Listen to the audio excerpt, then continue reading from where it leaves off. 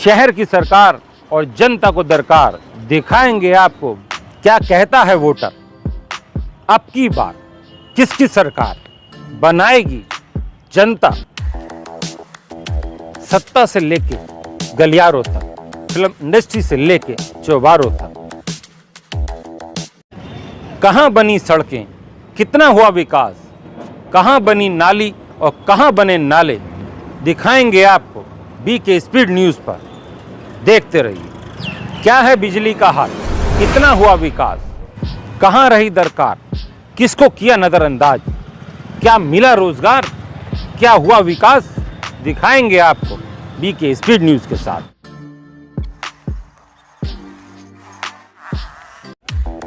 दिखाएंगे आपको इन 5 वर्षों में कौन हुआ माला माल और कौन हुआ बेहाल।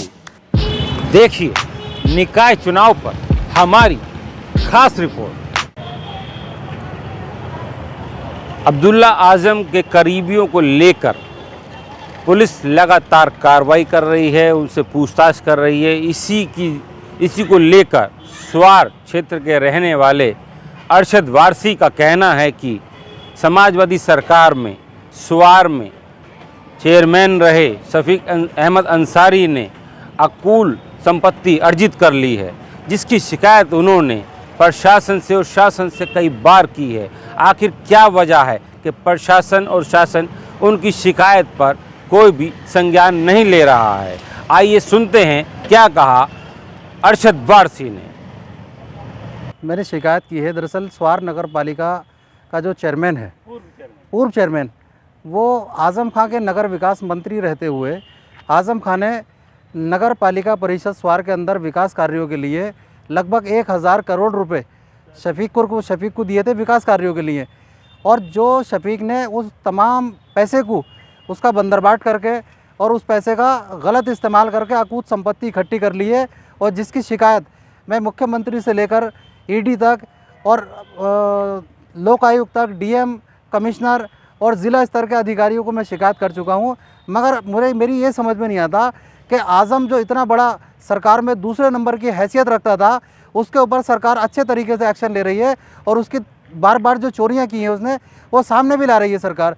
मगर जो आज़म ने एक शफीक नाम के पूर्व चेयरमैन को जो पाला है और हज़ारों करोड़ रुपए से अपने नगर विकास मंत्रालय से दे करके और जो उसे एक वहाँ चोरी करने के लिए तैयार करा, उसके खिलाफ़ सरकार का कोई भी अधिकारी क्यों कार्रवाई करने के लिए तैयार नहीं है, ये एक सवाल है।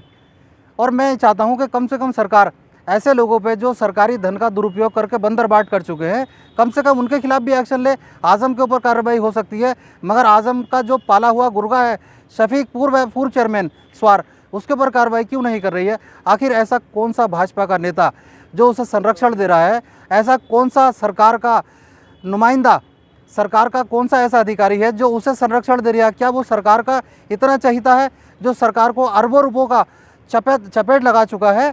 उस आदमी की मदद करने में सरकार के लोग भी सहयोग कर रहे हैं, और ना जाने कौन सा ऐसा भाजपा का नेता है जो उसे संरक्षण दे करके बढ़ावा दे रहा है, जो अरबों रुपयों का घोटाला कर चुका है, और जिसकी शिकायत मैं ज़िला स्तर से लेकर मुख्यमंत्री कार्यालय तक कर चुका हूँ। और मैं कई सालों से इसके चक्कर काटते काटते मैं थक चुका हूँ।